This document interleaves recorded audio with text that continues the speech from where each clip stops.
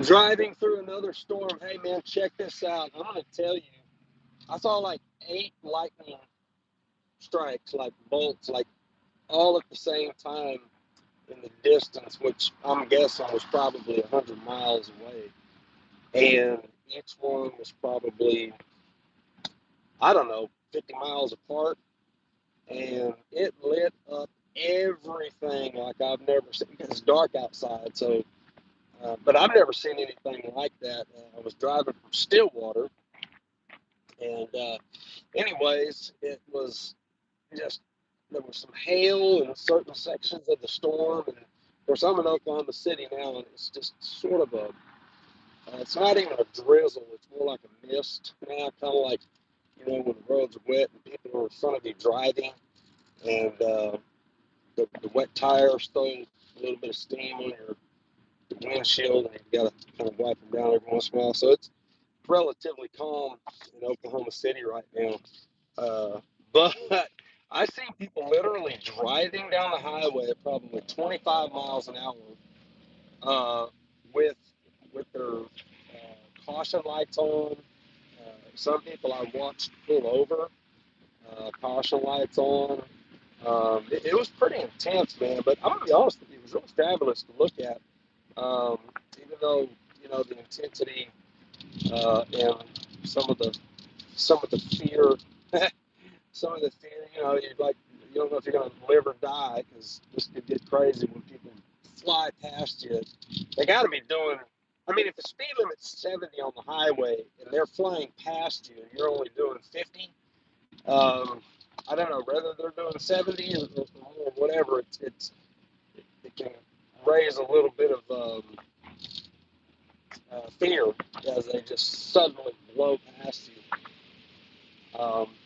But the storm itself, man, wow. I really hope there aren't anybody that have experienced that has experienced, you know, anything hurtful. Um, I hope folks have been okay. I don't know the severity of the storm, other than it was just a thunderstorm. But the lightning that I saw, man, that that could be some serious stuff. If it hit anything, I don't know that it did, but at any rate, I was up there in Stillwater. Um, I've tried to help a little bit when it comes to some of these guys doing. There's a competition in New York City, I say New York City, Rochester, New York, and I was asked to, help some of these guys, and so I've showed up, and every once in a while, my physical abilities are shot. I mean, I've been on a cane most of the day, and crawling around, if you will, is what it feels like. Um, but earlier this week was kind of a challenge for me, sort of like this storm tonight. Um, my headspace was a little all over the place, and somebody actually commented on that. I got a text message with an Alaskan Husky on a 14,000 volt power line. Well, I don't know how it got up there, but anyways, the uh, the comment was made. This is where my head's been for the last few days, which may or may not be true. I know that Tuesday and Wednesday I got a lot of stuff accomplished, and I don't really have a lot of recollection of it. But um, folks that know me know that insofar as my bipolarism is concerned, it's on the manic side. It's usually um, depression that can kick it off. But um, at any rate, I sent out text messages to the school, those that are, staff, if you will, to inform them, just how I'm feeling about certain stuff, and insofar as, you know, there's the school is being shut down. The school is being shut down, and you know, I feel like I have maybe not the authority, but the right, you know, as a member of the school since its inception, and the very first black belt to um, hold a patch on a gi for the school. And, um, you know, all the text messages that I sent uh, to the guy that shut the school down, I also made sure those text messages were sent to all of the staff that I'm aware of and have contact with. And so, you know, the text messages, which everyone has, the same thing. You know, the guy that owns the school, his interpretation is that I was inebriated. And so I was a little befuddled. Uh, he, he said it was his interpretation. Well, I'm glad you can tell, you know, a person's mental faculties through a text message. But what I think is reasonable is to contact the person that's reaching out to you. Obviously, they're, you know, having issues with the school shutting down. Well, I find this BS. And if I want to hold some solidified empirical evidence of how I think it's BS, I think that instead of holding back, I should be able to express, um, you know, things through text messages and videos and things to solidify, you know, my being upset, as if my being upset uh, is not unreasonable, right? But clearly that's not the case. In fact, instead, it just comes down to, you know, a discharge from, you know, any position concerning the school. It's the school shutting down, so it doesn't really matter, you know. Things that I paid for in 2017 never came to pass, right? And so that everyone would understand. The reason why I mentioned the same thing to all of the staff is so that whenever a person says, well, he said this, he said this, he said this, and I think this. Well, they also have the exact same text messages. They also have the exact same audio messages that I sent you. So if they're those audio messages and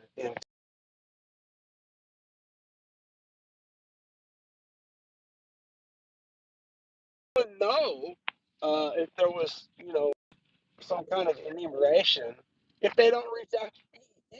Here's the thing: if you know someone's upset and you're close to them at any capacity, it seems reasonable to me to reach out to that individual, to literally contact that individual instead of trying to figure things out with some kind of high, you know, almighty authority through text message. Reach out to them. Say, yo, man, check this out, bro. Here, nope, not gonna do that.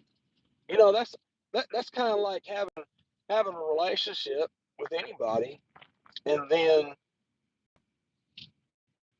they just suddenly ghost you. I mean, obviously they don't care if um, there's something that, you know, you said or did, you know, to work on it. Um, they did. You're done. That's the final authority, the final judgment is that you're done.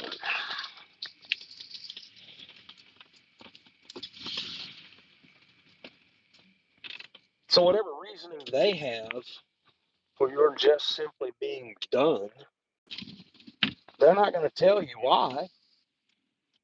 They're just going to ghost you. It's the same. It's the same in a situation like this where you've actually held it down for somebody for a lengthy and reasonable amount of time, and the um, the results are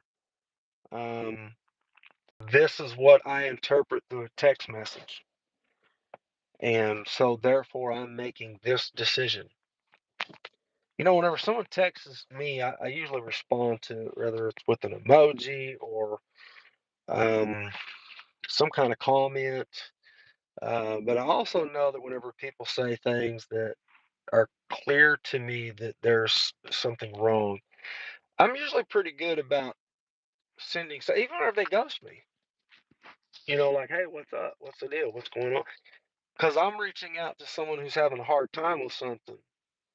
And, I can't expect everybody to reciprocate that, which I don't expect everyone to reciprocate that. But that's my handling a situation when it comes to people who are, upset about something. Contacting them in person and, trying to figure out what can be discussed. And, obviously, whenever there are people that have nothing to discuss with you,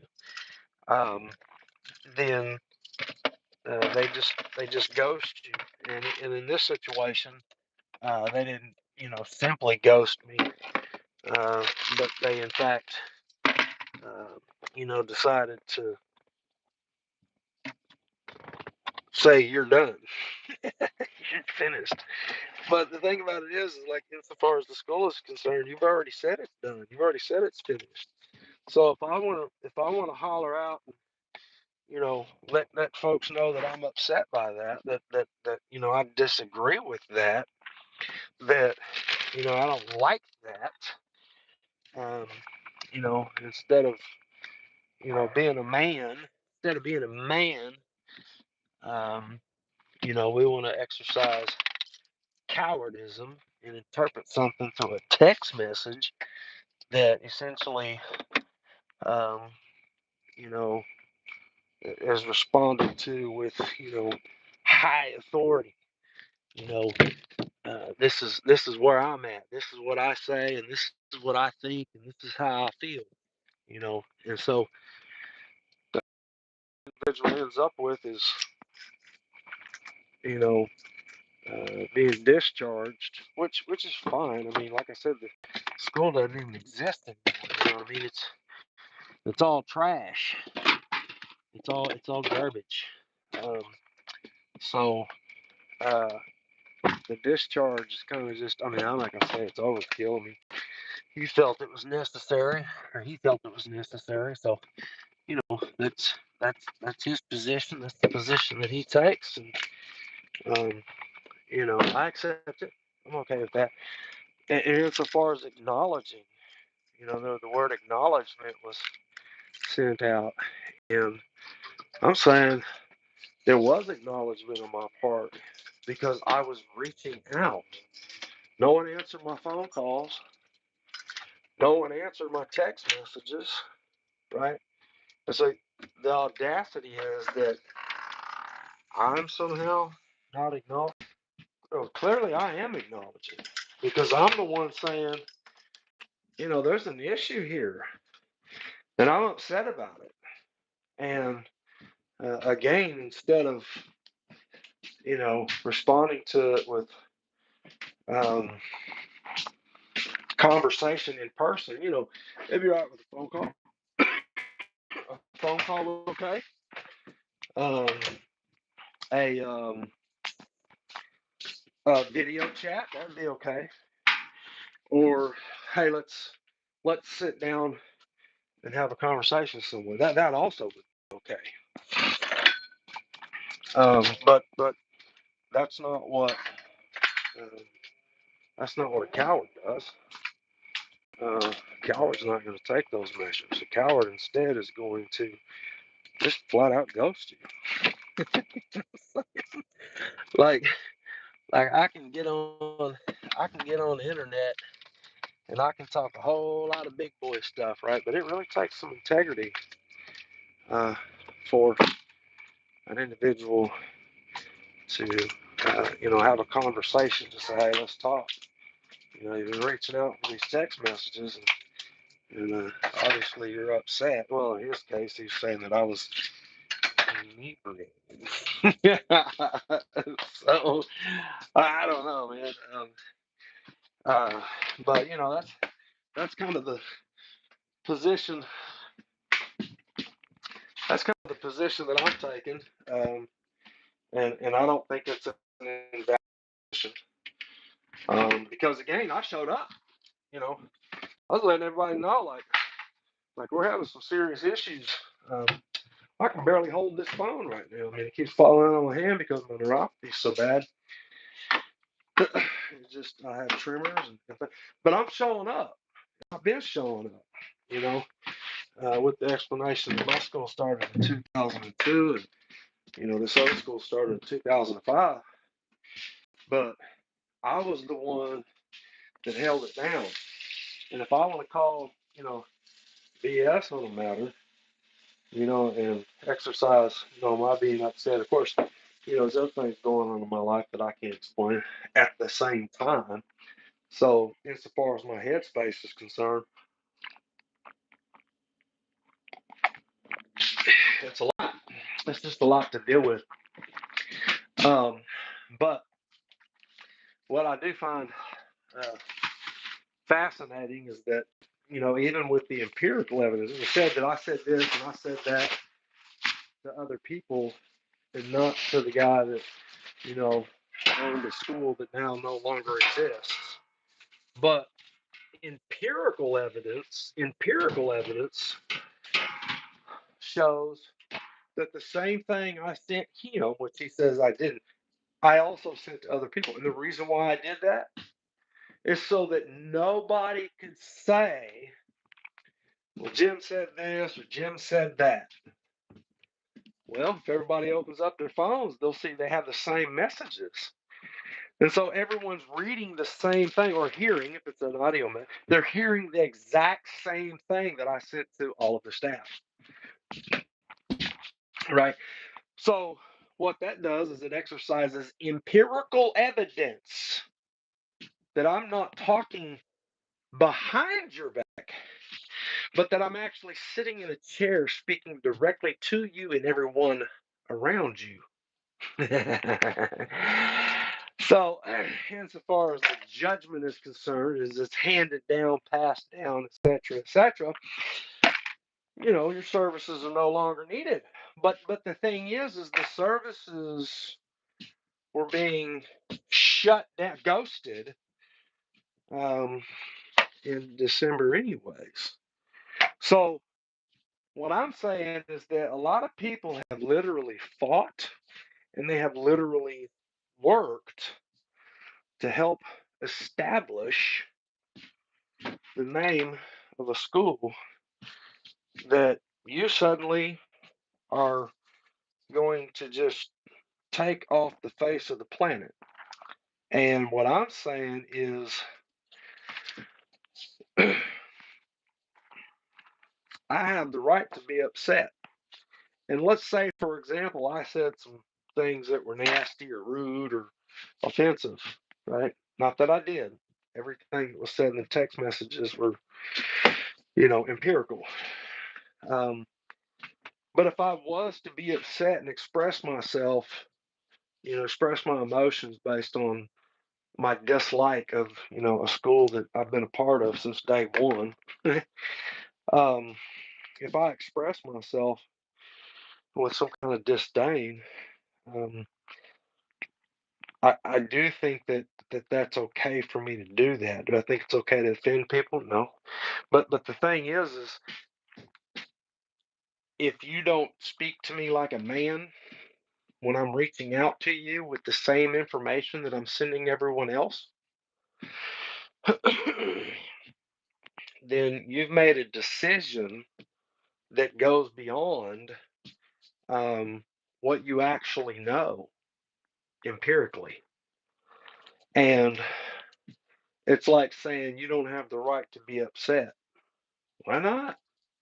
I mean, if a company has a CEO and then an executive CEO, And the executive CEO tells the CEO, I don't like that. That's not good. I think that because they're both in similar positions and have the highest ranking in that position, I think that a conversation face to face or even face to it could be managed. Someone's upset, let them holler about it. You know what I mean? But instead, it's like let's put on a big show in a dojo and show folks how we get rid of people. You know what I'm saying? And it's it's pretty sad that folks that exercise this ideology of integrity, dignity was the word that was kind of thrown around earlier, but integrity, when someone's upset, it seems to me that you'd want to at least man up enough to have a conversation, but instead it goes uh, straight, to just a flat out ghosting. I mean, this is like high school drama stuff. You know what I mean? Um, and not saying that being upset and saying things um, isn't the same, but if I'm speaking to you and all of the staff, and clearly I'm upset, and no one reaches out, it's like I never even reached out, and you don't respond to me in a way where we can conversate, communicate, etc., etc. What it what it shows is that um, I'm actually leaping into this thing, expressing myself, where you won't even have a conversation. So it can be a coward on my part. I mean, the person can put on a big show in a dojo and say a bunch of things they wrote out on a piece of paper, right? That looks cool. It looks cool in the dojo, right? But prior to that, there was no conversation. There was no let's talk about this. None of that existed. Oh, and I'm sure there's justifications and rationalization, reasonable reasons as to why. But still, not speaking directly to me when I'm reaching out to you. And then slamming the gavel with judgment. That's what a coward does. Um, still decide you want to slam the gavel after there's been a conversation. Well, then at least there was a conversation when someone was reaching out to you. And no one can call you a coward, even if you make the same decision. Um, but, you know, whether it's, being dropped off of the list of names in a school that no longer exists, or just flat out being ghosted altogether. Um, kind of like the storm we drove through earlier. I was there. I showed up. I showed up. And no matter how frightening it was, um, I was there in the midst of it all. And instead of doing like everyone else and just ghosting everyone, it's got to be a little bit of integrity, tiny bit of integrity in that. Just show up in the storm. um, and insofar as talking about dignity, I don't know how anyone could talk about dignity whenever they're not even willing to speak. They're literally ghosting you and then coming to a judgment without allowing you um, a defense. Right? You have court. People usually are allowed to take the stand if they want and speak to the issue, address the issue. There's none of that. There's none of that. Not with a coward. Um, and so I think that it's growth. There's a process insofar as I think for everyone. Whether a person decided to take the coward's way out, um, or be like I did, and my being upset and emotional and mad about the situation. I think there's growth, um, but moving forward is may not be difficult for everybody. Um, I'll say that insofar as uh, how I feel, and it might just be because my medicine kicked in a few minutes ago. But I'm um, I'm thrilled. I'm excited to move forward and see what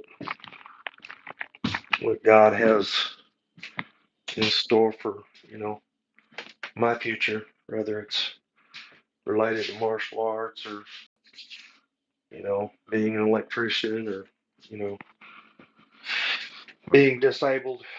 All I can say is uh, this is one of those things that's happened, and I get to look forward to what it is that um, God puts in front of me next, and it's exciting. It's exciting to know that there's going to be more, whether it's all good or some bad. Um, I think that insofar as how people agree and disagree on things, it's one of the unique things about people that get along when they don't agree on everything. Um, a lot of folks that you know preach tolerance, they're like the most absolute intolerant people. Whenever you say like when you express the Bible, like that's what the Bible says, and then I believe that. And then their response to it is, we don't even know who wrote the Bible. Listen, we can get stuff from Socrates. You find 5 volumes of stuff that Socrates wrote, and we're like, this is historical facts, bud. You get almost 6,000 findings of things that relate directly to the Bible historically. They're historical writers that were there when historical eyewitnesses and other historical writers that weren't even Christian wrote about the exact same thing. 6,000 findings. And all of a sudden, it's not a historical fact. Oh, but Socrates, we find a handful of things that he wrote, and it's like, hey, this is historical fact. So that the people who are intolerant are usually the ones saying, I want you to tolerate me. What they're really saying is, come off of your post, move closer to mine, disregard what you believe and believe what I believe. And if you don't do that, then I'm not going to tolerate you. So the most intolerant people, literally, are the ones shouting the loudest about, you know, being tolerant. And um, you know, going back to what I was saying about, us agreeing or disagreeing on things, that's really where the growth comes from. So you just kind of hope that down the road that whatever was said about folks that are empirically wrong, or that you surmise are wrong, that you can actually grow in that. And you don't want relationships to end, um, but if they do, you hope that the people that you cared about the most, you hope that they grow, even if they don't abandon their post, like they want you to abandon your post. I got a report from a guy in prison not long ago who said that um, there was a guy that refuted everything I taught insofar as the Bible is concerned, and even had things removed from the library, a lot of things. I mean, he went to great measures to basically erase my existence. And anyways, I got a report not long ago that the guy that contacted me had a conversation with this fella, and the things that he was now preaching, and the mannerisms that he was using, and the emphasis that he was using. He reminded him of, that sounds a lot like Jim Biggs. Sounds like Biggs. And the guy's response was, yeah, he had a lot of influence on me. And I'm not saying it was all great, so don't think I'm boasting about any of this. However, where this guy was intolerant, wanting me to tolerate him, which is really just like saying, come down off of your, abandon your post. You know, be tolerant. Was actually the most intolerant person in the entire group of so-called Christians. But now, absolutely hates and refutes the Word of Faith doctrines, the New Apostolic Reformation doctrines, and is disgusted that he was even sucked into those movements and preached those doctrines. And, according to some people's estimations these days, I guess I would have had to been inebriated when I when I explained those things. But as far as growth is concerned, where he completely cut me off and ghosted me. Um, we've both had growth. There's been growth in that, and so um, in the storm, um, sometimes facing it. That's where integrity comes in, facing it, um, and maneuvering through it, and not trying to um, deny. I don't want to acknowledge it's there. No, it's there. That's acknowledging it and going headfirst into it. Um, that storm is actually where, if a person does come out on the other side and they don't die, um, that's where they get to sit and think about it for, as long as they have left on this planet. Um, they get to think about that, those moments, and really study how they behaved in the storm, how they responded in the storm, whether it's, good or bad. Um, they get the opportunity to grow. And even if their positions don't change, you say, well, there's no growth in that. Well, there's no growth in that if they're wrong. But if a person faces the storm with integrity, acknowledging that it exists, and they do come to a decision somewhere that the maneuvering, the method that they chose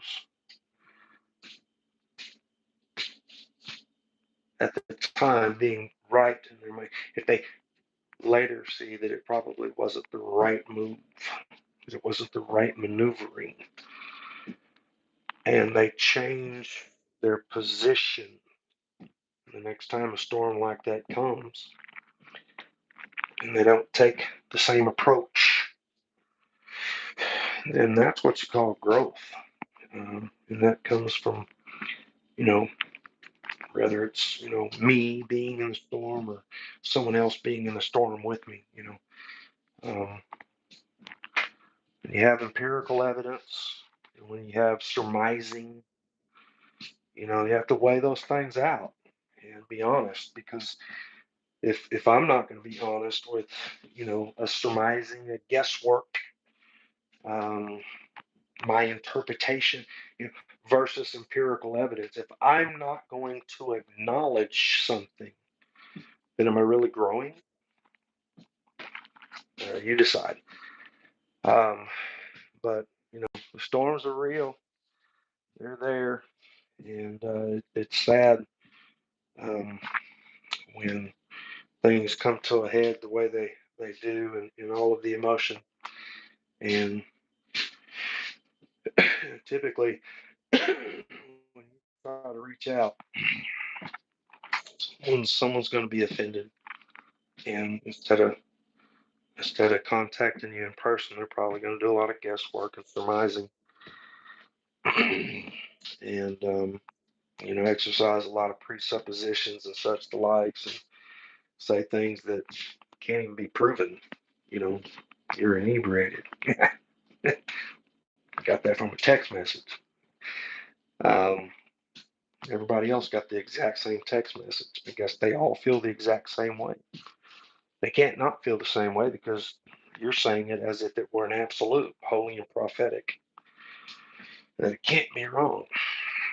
Um, the storm's real. It's there, and we all have to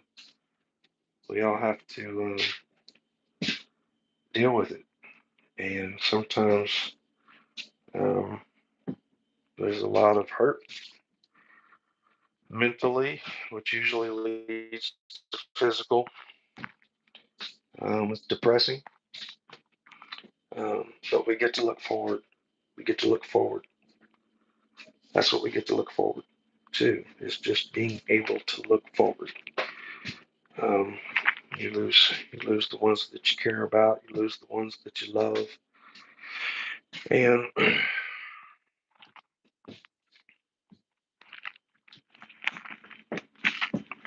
might not be what you want, but you still get to move forward in the storm.